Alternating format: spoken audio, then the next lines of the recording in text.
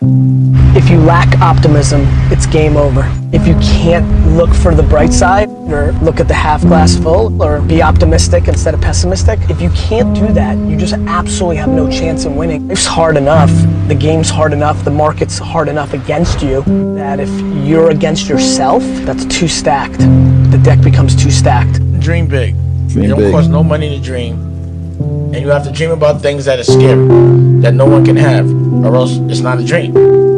Dreams don't cost $1. And you have to expect that things are going to get difficult and challenging. And you have to embrace that. And then make sure you are hustling for people you love.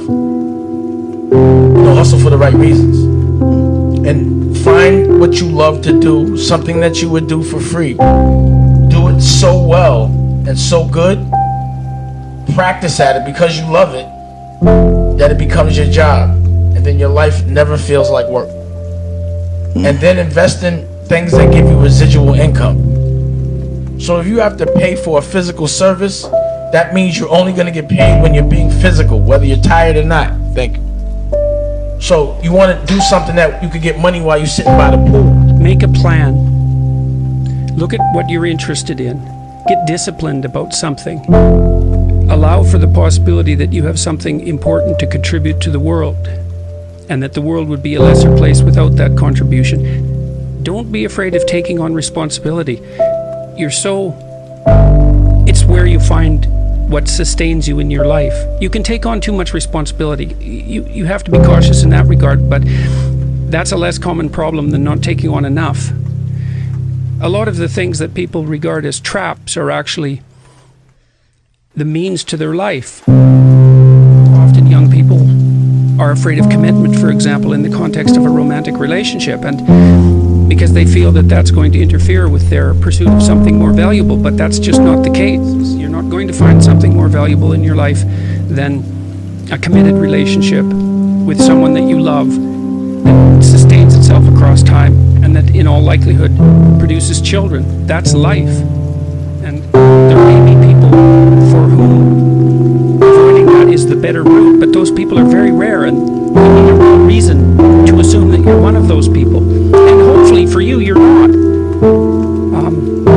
I've had a very good career, a very meaningful career in multiple dimensions, and it's still been the case for me that the most important part of my life has been my intimate relationship with my wife and my family. But most of all, stop judging yourself. Because when you stop judging yourself, it opens up a world of possibilities. So please stop judging yourself, because guess what? Everyone sucks too. I've got 11 passions as well. I pour my time and energy into ones that I'm best at and that make money. And then I keep the other ones as side projects that I will tend to as hobbies until I can actually turn them into something either that I'm very good at or that I can commoditize and make money at. Karina, I think that this is the humongous excuse by the majority of people that they have so many different things that they are passionate about as an excuse to not actually put in the 15 hours a day against something. I really mean that. And I don't know if that's your issue, but I'm saying that because a lot of people are watching, and I want to get to this once and for all. No joke. Flip a coin. Write all your different passions on a dartboard and throw the dart. Like, just pick one. I love when people are like, Gary, I love them all so equally. I go, great.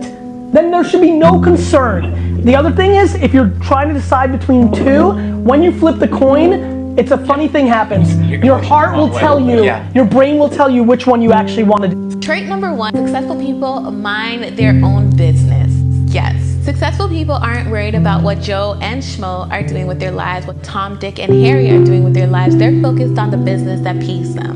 People who tend to get derailed off of their goals often are really quick to jump into other people's business. They're quick to jump into other people's fights, other people's relationships. They know all the latest muchinche, all the latest konkonsa, all the latest gossip, okay? And they're just not focused on the business that pays them. Mind the business that pays you. This is not to be confused with being selfish, because of course you can still be kind and generous while still minding your own business. A nice little quote that I like to keep in mind is, if it won't evolve me, please don't involve me. Cause listen, I don't have the time.